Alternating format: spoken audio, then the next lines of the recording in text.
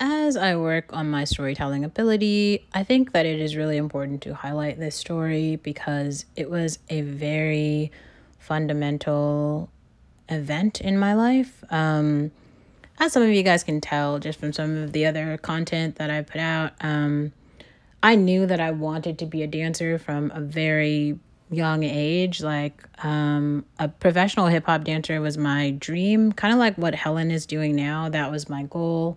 But there were just certain key moments that really deterred me from pursuing it, not just as a hobby, but like it turned me off to the entire industry, to dancing as an art form, to everything. And so when I transferred from Berkeley High, I joined cheerleading and dance production when I transferred from Oakland School for the Arts, where I was studying dance for like 8 hours a day, I transferred to Berkeley High and joined dance production. So dance production was like this elective class. It was like 45 minutes every day. We just made up these little dances. This particular routine was kind of like a combination of hip hop and ballet.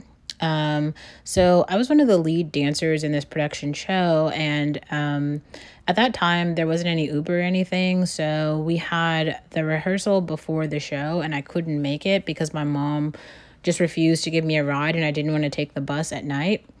So I missed the dress rehearsal, but I was in every single piece. So when I came to school the next day, the dance lead, she was like, "You're not in the show anymore." And I was like, "What?" And she's like, "Yeah, you're out of the show. You're out." And I'm like, "But I'm like the lead dancer in every single piece."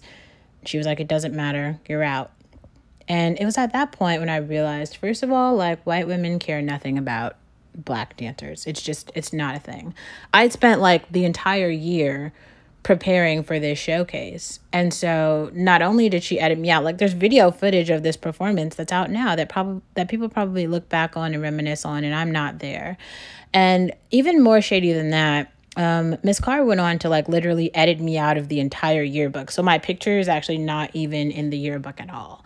Like this is the only picture that I could find of that period of my life when I spent about 12 hours a day. So